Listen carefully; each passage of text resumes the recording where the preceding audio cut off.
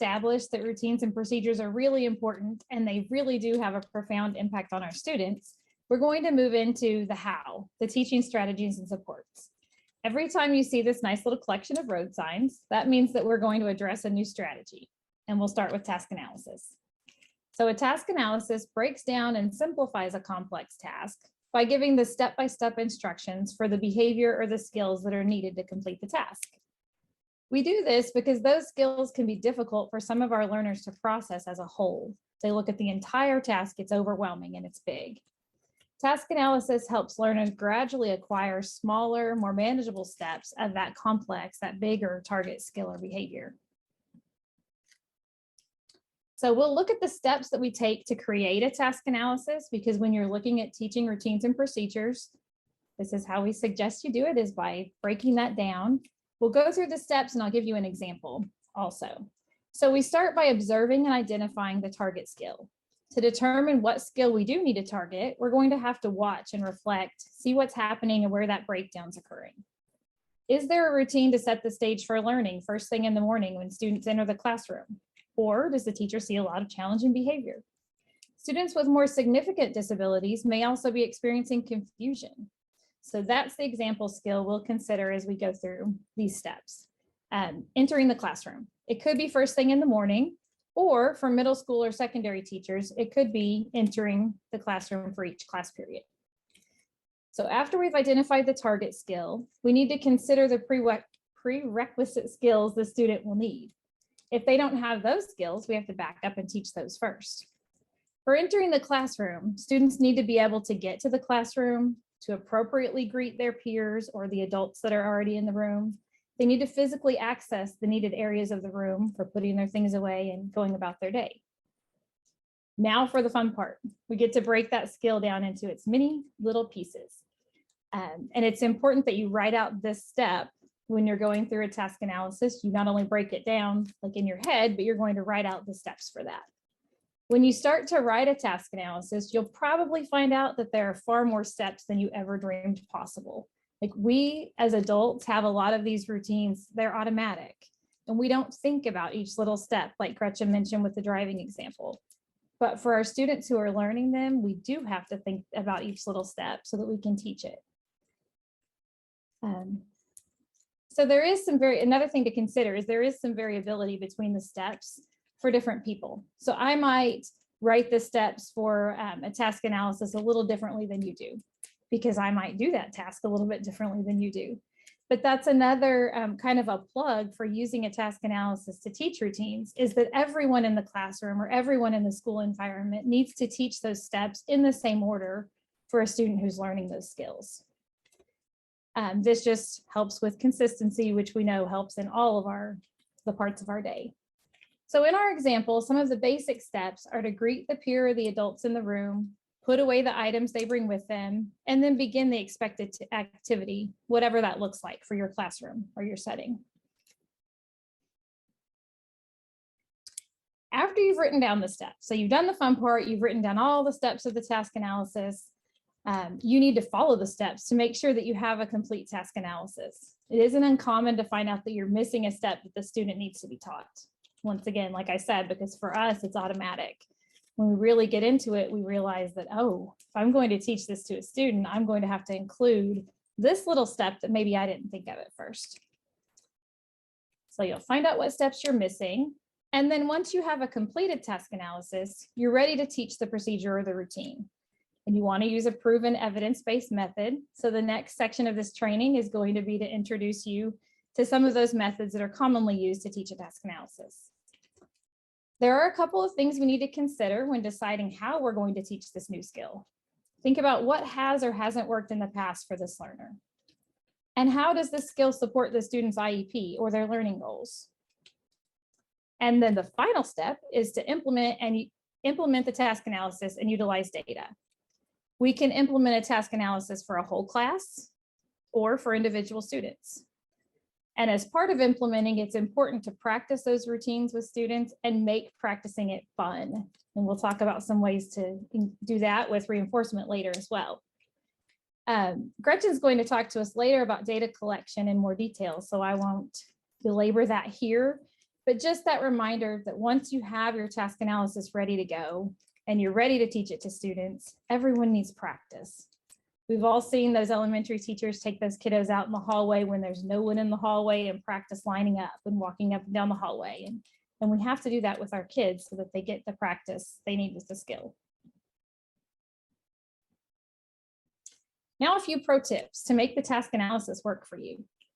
Consider having another staff member observe you running the routine with students and write down the steps with some observations and feedback. Sometimes an outsider looking in will give you feedback that you maybe don't realize that could be helpful.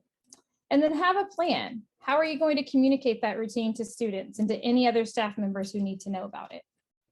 You might include visuals here. Even if a student can read the words, the visual will help everyone. A task analysis can be individualized, and it should be to meet our students' needs, just like we do in all other areas of learning.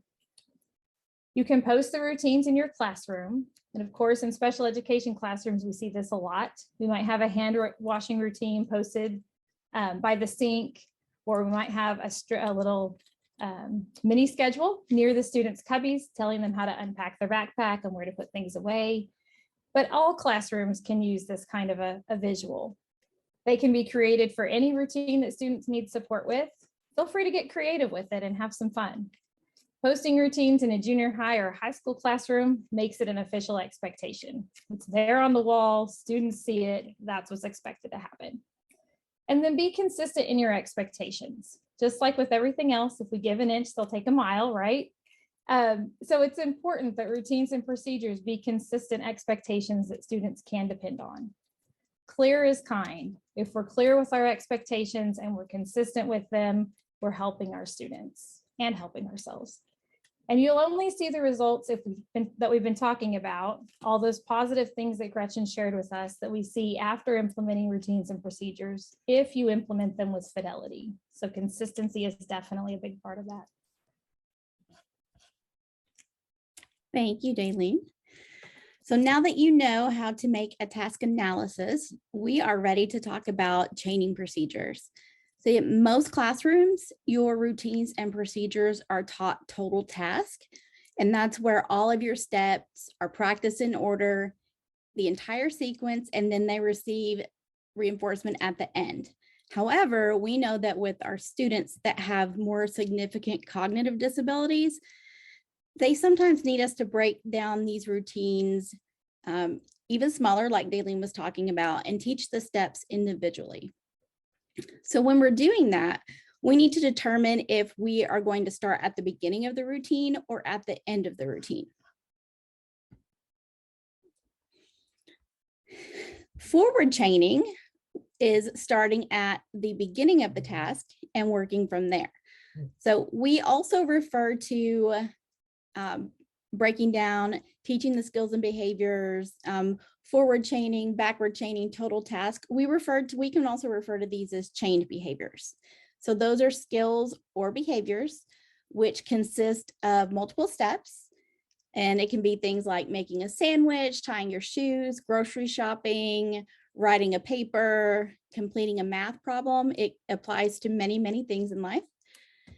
And once you have these chained behaviors broken down into steps with your task analysis, then your team members are going to work with the learner, and you're going to use this systematic way to teach the individual steps. Like Daylene said earlier, it's important that if you are having 2 or 3 adults working with a child, you don't want one adult doing forward chaining and one adult doing backward chaining or total tasks. So everyone needs to be on the same page. And as the learner masters their individual steps with forward chaining, they're going to gradually become more independent using whatever the skill or behavior is that you are teaching. Again, as Daylene said, the amount of detail that you need to accomplish the task depends on the skills and the needs of the learner. Sometimes with, let's see, hand washing, you can just say you turn on the water, wash your hands. Or sometimes you need to say you turn the faucet this way, You put your hand under, get water on, pump soap, scrub your hands for 20 seconds or sing happy birthday, whatever your strategy is. And they need every specific detail broken down. You will be able to tell that by observing your student and any previous data collection that you have. So you need to think about all the steps that the student needs. We have making a peanut butter and jelly sandwich up on the slide, and we're only showing 4 pictures on there, but think about all of the steps that we do not have listed on this slide. You still have to go get the bread bag, open the bread bag by untwisting the tie, take out 2 pieces or however many sandwiches you're making, you'll get that number of bread. Some students are going to need all of those steps, while others, you can show them this image on the slide deck and they'll be just fine with that. So you could teach making a peanut butter and jelly sandwich using forward chaining or backward chaining. If you're using a forward chaining technique, you're going to start with, okay, what do we need for a PB&J? And some students, you could show them a picture and they would just go get the bread. They wouldn't need that greater detail. Others, you're going to need to stretch that chain out for them. So once they get the bread, you would have a huge party. They got the bread and you're going to reinforce them getting the bread. That's the first step in the chain. And then you're going to talk them through making the rest of the sandwich as you complete the rest of the steps. And the next time you work on it, you say, well, what do we need? They go get the bread, and then you're going to ask what they need next and pause. And you're hoping that they answer with step number 2. And then you're going to reinforce, have a big party, and complete the rest until they've completed the entire task.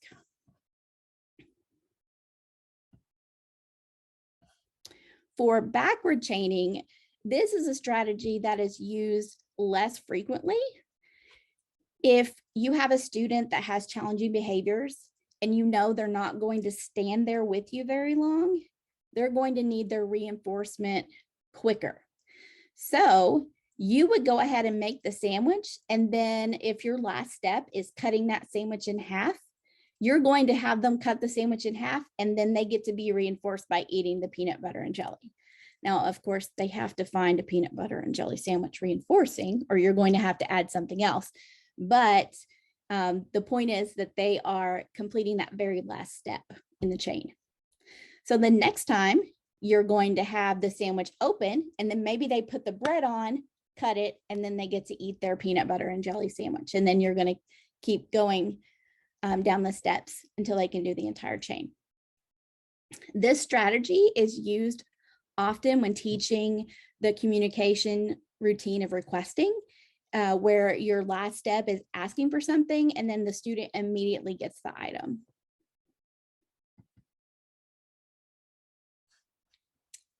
So now that you have your task analysis and you have your routines and procedures, now we have to know how to teach it.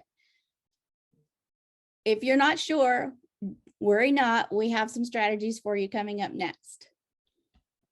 We're going to talk about prompting and scaffolding.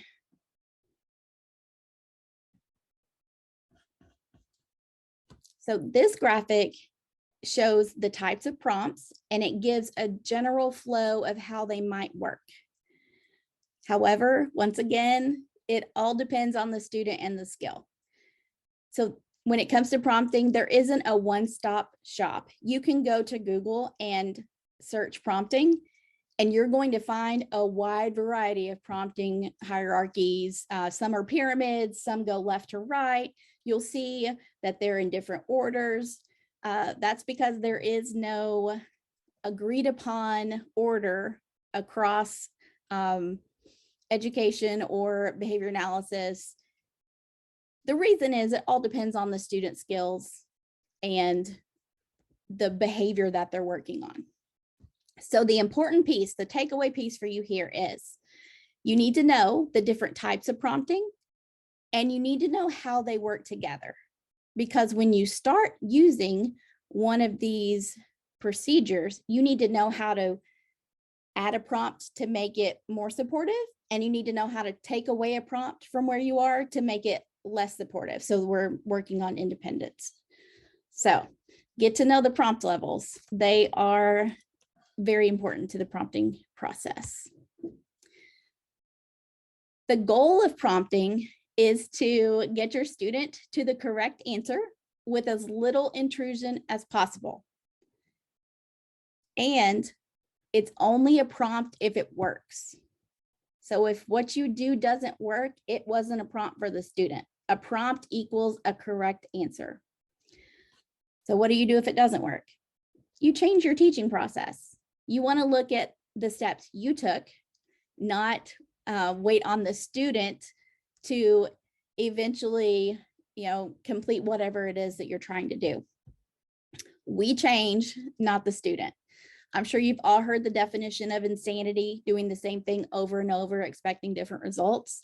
That is a perfect analogy in this case. We want to be the one that's making the changes, reflect on what's happening, and make changes to get them to success, independence. And this also will allow you to know which steps you need to fade prompts. Okay, most to least. I caught up with you, Rebecca. So most to least prompting consists of the teacher putting his hands under the learner's hands to guide the learner through the initial trials, if it requires hands-on. A less intrusive prompt, such as guiding the learner's wrist, would be used on subsequent training trials. So if you start with full physical and your hand is fully under their hand, the next one you might just try to do the wrist so that you are being less intrusive. Most to least prompting, this type, is excellent for students that lack the necessary skills to complete the task. This would most likely be used with students that have the most significant cognitive disabilities. So I want to give you an example. We are going to talk about taking a bite with a spoon. So we're going to start, you can see the arrow. It is over pointing at full physical. So you would have your hand under hand guidance to fully assist the child in grasping the spoon. They want to scoop the food with your help, and then you're going to help them bring the food to their mouth. So that'd be your full physical. You could pair it with the verbal prompt. The next time you are going to use partial physical. So maybe you help guide their hand with their wrist to pick up the spoon, and then you help guide them to pick up the food, and then you just touch back to their mouth.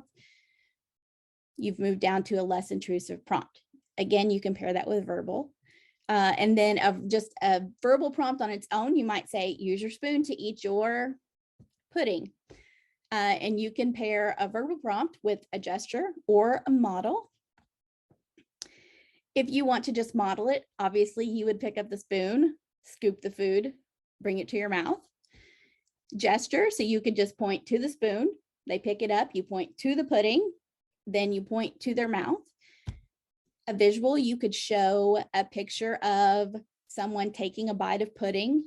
Again, you can pair that with a gesture if you need to point to the visual to get them to look at it. And if they're independent, they are seeing that pudding set in front of them, they're grabbing their spoon, they're taking a spoon, scooping it, bringing it to their mouth, and they're doing all of that independently. I do want to point out that on our graphic, we have visuals as part of independence. So if they can see the visual and they don't need an adult to help them do any of these steps, we're not going to hold that against them. Think about all of the visuals that you use as an adult every day. And I think most of us consider ourselves to be independent. So that's an example of most to least. So here is least to most. You might have heard this also called a system of least prompts. It goes by both names. This is when you're going to start with the least amount of prompting at the beginning, and then you're going to provide additional cues as they need it. This is excellent for students that have the prerequisite skills, but they're just not completing the task. So for an example here, let's look at getting into a locker. So you give them the prompt to go get in their locker, or the command to go get in their locker, and they go over, they can't get in. You've let them try. So now you're going to add the next step. Maybe you have a visual that shows their code, depends what kind of lock it is. If it's a twisty lock or if it's a number lock, there are all kinds of locks out there. So maybe it shows their code. Maybe if it's a twist lock, it has arrows with pictures showing them which way to turn with the number. They still can't get in there. Then you move to gestures. You could show them which direction to turn with your finger, or you could show them which number to press between each number. That still didn't work. You could model it, show them exactly how to do it. Still not getting in, then you're going to move up another. You're going to go to verbal, and you're going to say, turn the knob, stop. If they're doing a twist, you'd have to tell them to stop, push the number, whatever the steps are to get that type of lock open. If that still isn't working, then you're going to move up again to your partial physical. So you could have them turning it, and you could tap their hand when they need to stop. And that still didn't work. So you're at full physical, and you are going to like full hand under hand assist them in opening their locker. So that's a least to most example. You may not need all of these different types of prompt for the skill you're working on. And so that's why I pointed out earlier that you really do need to know all the levels and how they work together, because you're not always going to need all of them for every task. So scaffolds and prompts are not meant to be permanent.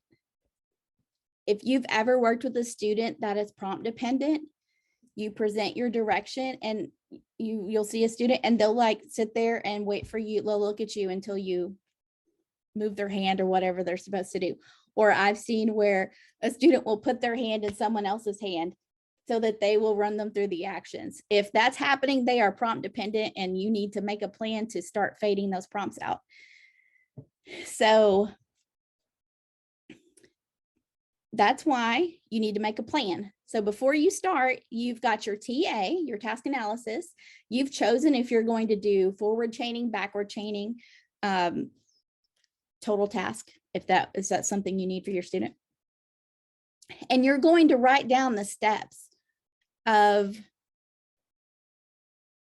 fading. Well, it depends which way you choose. If you choose least to most, you're going to write the order that you want them to go into add, or if it's most to least, the order you want them to go into reduce. So make sure that you have a specific plan and that everyone on your team knows exactly which order you're going in, or that will be very confusing to the students.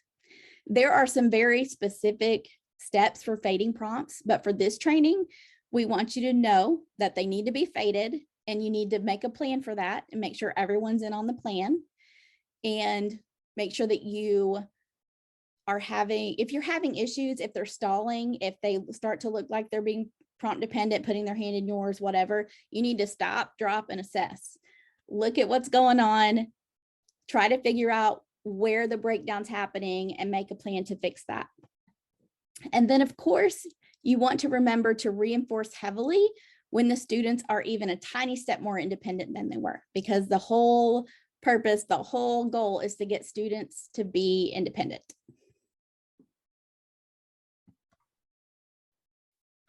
Thank you, Jenny, for talking about fading prompts. And I'm going to piggyback on that in a little bit, but I want to take just a few minutes and talk about scaffolding. It's a support in academics that we provide all the time to students who are struggling to master a concept. So when we're scaffolding instruction, educators break that task down into small chunks that are manageable for students. Does that sound familiar? Because it's kind of what we've been talking about today, right? Breaking that down into small pieces, and what supports does the student need to be successful. So once you've got your task chunked, you're going to examine that zone of proximal development, right? Like, where's the gap in between where your students are currently functioning and where they need to be to master that skill. So we design the supports and prompts to help close that gap for our students.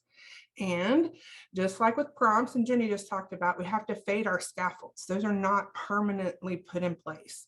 Those are there to support the learner in achieving mastery, and then we've got to remove those as well. We wanted to bring scaffolding into our training today, not just because it's a high leverage practice, but it's a concept that's used in gen ed all the time and in special ed too. But we think of functional routines and task analysis and prompting in our self-contained classrooms with the students with the more significant cognitive disabilities, but we're all doing the same thing. We're breaking things down into pieces. We're seeing where the skill gaps are. We're providing those supports. And they're very similar instructional strategies. So we just wanted to make that connection for everyone and to lift up scaffolding right alongside task analysis and prompting is a great strategy, supported with explicit instruction to make your classroom routines and procedures function more smoothly. So along that line, I pulled up an instructional scaffold that we use all the time. It's a graphic organizer. I hope it's not too small for you to see. It's just that 4-corner writing. But there's a sequence here, right, that we want the students to follow to fill out the graphic organizer, and then the end product being that composition, right? It's a visual support that we're expecting students to use to support their learning. We can use a task analysis and a data sheet to determine where the struggling student is in need of support with completing this activity. So if we think about this in an 8th grade science class, we've put this in front of them. We want them to write a lab report explaining what's happened. And our kids just, we sit there and watch, right? We're developing our task analysis. What are we expecting them to do? We're evaluating how they're doing. And then we can clearly see with our data that we need to give them a sequence, do this first. We need to support them in some way.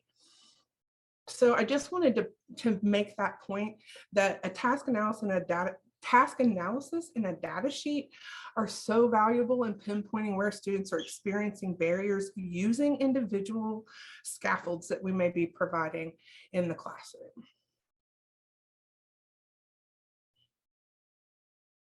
And now reinforcement. They only gave me 2 slides to talk about reinforcement, but if you are interested in hearing more, our training in January was over positive reinforcement, and it is posted on the website, so you can go and check that out. But today I want to talk to you about the direct connection of reinforcement to prompting and scaffolding and forward chaining and backward chaining.